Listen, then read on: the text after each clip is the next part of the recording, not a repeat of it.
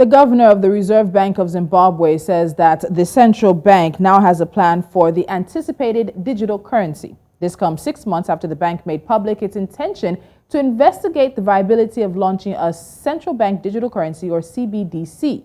The governor said that the government's decision to approve the CBDC in November 2021 is consistent with the roadmap that the bank has developed.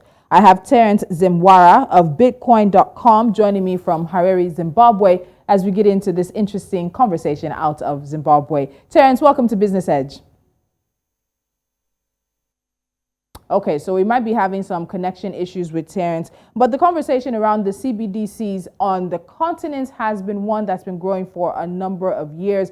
From just a few countries around the world, now a number of countries, not just here on the continent, but around the world, are getting into the CBDCs. And some are saying that the CBDC growth is tied to the growing adoption of cryptocurrencies, that this is an attempt for countries, economies, and their central banks to get in on the game. Now, we do know that the RZB has said that the next step is open and honest public discussions about the potential advantages and disadvantages. So from the roadmap, there's supposed to be public consultation with people sharing their thoughts on this CBDC. And then from there, there'll be much more. There's also a fintech regulatory sandbox that has been created. And those are the things we wanted to really get into with Terence there. Interestingly enough, many have asked, is this really the time for Zimbabwe to be looking at a CBDC? Again, that's a central bank digital currency.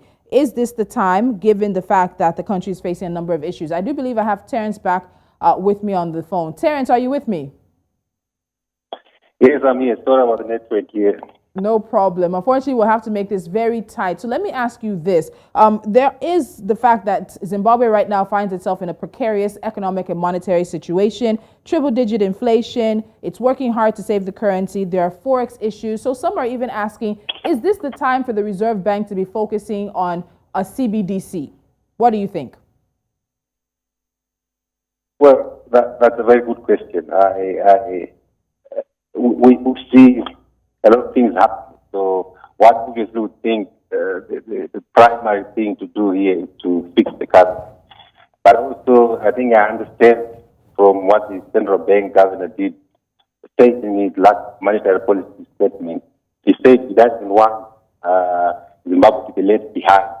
If you've been following this, I think many African countries have said something about doing a CBDC, so obviously Zimbabwe doesn't want to be left behind. So maybe that's the primary reason. But if you look at the economics of it, then I'm not so sure. But anyway, we will have to see. We'll have to see. So let's also look at the fintech regulatory sandbox that the Reserve Bank says has been created. Can you give us a brief idea of what this is all about? The idea for them is they want to incorporate fintech, but in a controlled environment. I know one of the fintechs that was included in the Uhuru solution. What these guys basically do, they've been trying to use the Stellar blockchain, to do remittances, but now they're trying to do it within the boundaries of the central bank. I don't know how it's going to work, but they were operating already, but now they're in the sandbox. So stakeholder consultations are meant to last about 90 days. That's around 3 months. But people are also wondering just how popular are cryptocurrencies, which are somewhat similar, not completely similar, but somewhat similar to the proposed CBDC. So Terence, how popular are cryptocurrencies in Zimbabwe? And do you think there's going to be an appreciation and adoption of the Reserve Bank's CBDC when it comes out? Well, cryptocurrencies, they're still, I would say we've got much of a community that is dealing with cryptocurrency, but it's been growing. There are people that actually use the cryptocurrency not just for speculation, like most of our friends in the West associate cryptocurrencies with. Here, people use it to send funds, across borders. In Zimbabwe, people like these second-hand Japanese vehicles.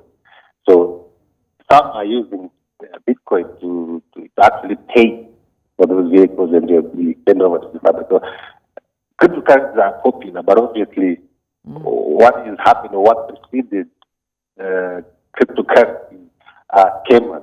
You know, many people lost, I would say, millions in the past few years. So people are a bit skeptical. So obviously, the central bank wants to come in because at least the CBDC will be something that people can associate, say, with the central bank, which is an authority, which is maybe an illegitimate organization. Yeah. But now, where that will work, there are a lot of questions there. For one to issue a currency, for a currency to be effective or to be used by many people, the issuing of currency must have confidence of those people that are going to use the currency. So that's an open question. For confidence that the central bank up now is using the dollar, which is now basically what is about 1,000 if you go into the street. When it was just 1 to 1 in 2016. The question is, do you still trust the same institution to actually you can actually issue a CBDC that is stable, that everyone can use when they've failed with the actual fiat currency? So, Terence, unfortunately, we don't have any more time, but I know there's a lot more we need to get to on this. What happens after the public consultations? If the public consultations don't show a lot of interest, is this something that the Reserve Bank is willing to sit down? We also need to look at the price that the CBDC will be tagged to, or the fiat currency that'll be involved. So, Terence Zimwara, we'll have to have this conversation again sometime soon. I do have to let you go, but I do thank you for your time today. Yeah, no, that's right. Thank you. All right. And we'll continue the conversation because it is a roadmap and there is a lot more time for the Reserve Bank of Zimbabwe to work out the issues involving its planned CBDC. What we have planned for you next is NC4 to watch, and that's we'll be wrapping things up.